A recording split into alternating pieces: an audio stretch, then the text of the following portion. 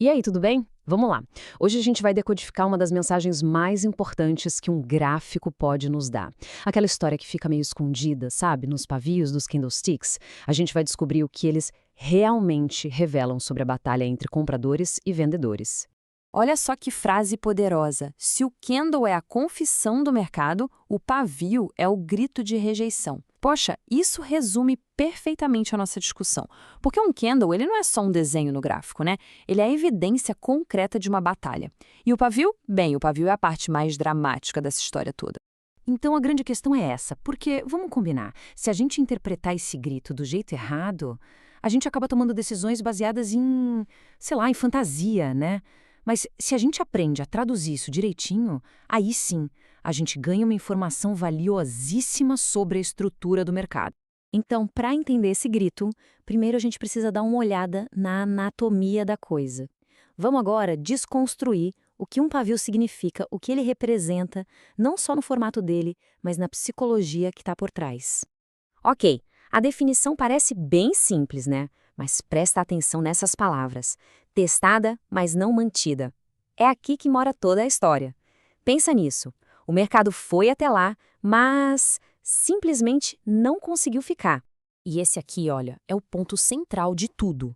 Um pavio não é só um acidente, sabe? Um pico de volatilidade. Não. Ele é o registro de uma tentativa que levou a um fracasso e, por fim, a um recuo. É como se o mercado estivesse falando em alto e bom som. Olha, a gente tentou ir para lá, mas não deu, não conseguimos e desistimos.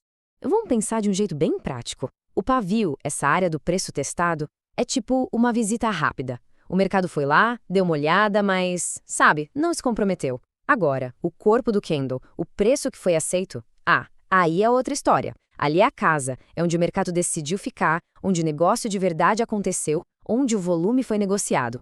Essa diferença entre só visitar e realmente ficar é fundamental. Beleza. Agora que a gente já entendeu a anatomia dessa falha, vamos começar a separar as evidências. Existem basicamente 4 tipos de histórias que os pavios contam, e cada uma delas dá uma pista diferente sobre a dinâmica do mercado. Então, quando a gente olha para um gráfico e vê um pavio superior bem longo, o que é isso? É a prova de uma batalha que os compradores perderam. Simples assim. Eles foram lá, tentaram empurrar o preço para cima, contudo, mas encontraram uma muralha de vendedores que basicamente disse: daqui não passa. É a confissão de que naquele nível de preço, a oferta foi muito maior que a demanda. E claro, o contrário é totalmente verdadeiro. Um pavio inferior longo conta a história dos vendedores tentando derrubar o preço, mas eles encontraram o chão, um piso de compradores que segurou a onda, que absorveu toda aquela pressão. É o mercado deixando registrado ali no gráfico. Olha, toda vez que o preço chegou aqui, apareceu gente querendo comprar. Tá, e quando tem pavio para os dois lados, o que isso significa?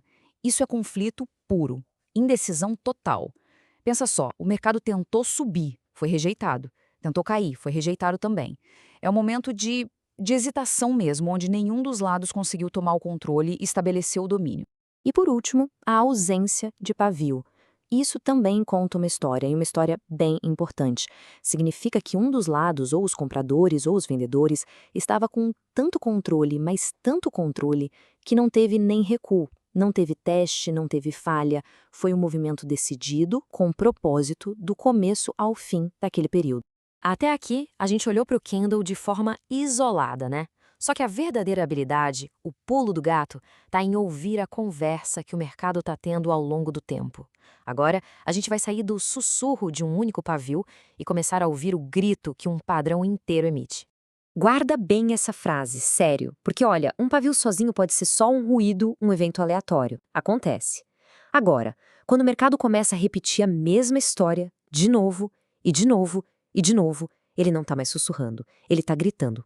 Gritando uma informação estrutural que a gente simplesmente não pode ignorar. Dá uma olhada nesse exemplo aqui. Imagina que o mercado testa uma certa região de preço e falha. Aí ele tenta de novo. E falha de novo. E mais uma vez. E outra. Percebe? Isso já não é mais um evento isolado, isso é um padrão. Um padrão muito claro. O mercado está mostrando para a gente, sem deixar nenhuma dúvida, que existe uma barreira forte naquele nível de preço. Então, a gente chega a umas conclusões bem lógicas. Vários pavios superiores na mesma região Isso forma uma zona de resistência. Vários pavios inferiores ali embaixo, zona de suporte. E aquela sequência de pavios para cima e para baixo, alternados? Isso mostra um mercado perdido, confuso, sem uma direção clara, o que por si só já é uma informação que vale ouro. Agora, vamos para a parte que eu considero a mais importante de todas. Como é que a gente pega essa leitura de evidências e transforma numa abordagem profissional de verdade? A chave, o segredo, está numa mudança de mentalidade. Parar de ficar caçando o sinal mágico e começar a coletar informação estruturada. Olha, isso aqui destrói o maior mito que existe sobre pavios. Eles são excelentes, fantásticos para mostrar onde o preço foi rejeitado, para mostrar onde tem zonas de suporte e resistência. Para isso, eles são ótimos. Mas eles não garantem o futuro, não prevêem nada. Um pavio não é um comando de compre agora ou venda agora. Ele é simplesmente um registro do que já aconteceu. É passado. E essa comparação aqui ilustra a diferença de forma brilhante. Quem tem a mentalidade amadora olha para o pavio e procura uma certeza, uma previsão do futuro. Ah, isso é um sinal para vender. Já quem opera de forma profissional vê o mesmíssimo pavio e usa ele como uma peça de informação. E aí se pergunta, ok, teve rejeição nesse nível. E agora? O que acontece a seguir? O mercado vai respeitar essa rejeição ou vai tentar romper de novo? Então, como colocar isso em prática de um jeito disciplinado? É só seguir esse passo a passo bem simples. Primeiro, identifique o tipo de pavio. É superior, inferior? Os dois. Segundo, avalie o tamanho dele. Foi uma rejeição forte ou fraca? E terceiro, o mais importante, coloque em contexto. Ele está sozinho ali ou faz parte de uma sequência, de um padrão? Repara numa coisa, em nenhum momento esse processo pede para a gente adivinhar o futuro. É tudo sobre entender o que o gráfico está confessando agora. Essa virada de chave, sabe? Essa mudança de enxergar pavios como evidência e não como um sinal mágico, é o que separa quem reage ao mercado de quem analisa a estrutura do mercado. E isso, claro, muda completamente a abordagem e, no fim das contas, os resultados.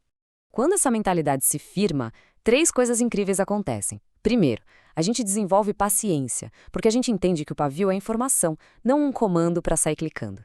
Segundo, a gente começa a ver estrutura onde antes só via ruído, só via caos. E terceiro, a gente aprende a respeitar a rejeição que aconteceu no passado, mas sem cair na armadilha de achar que ela garante o que vai acontecer no futuro. No fim do dia, tudo se resume a isso aqui.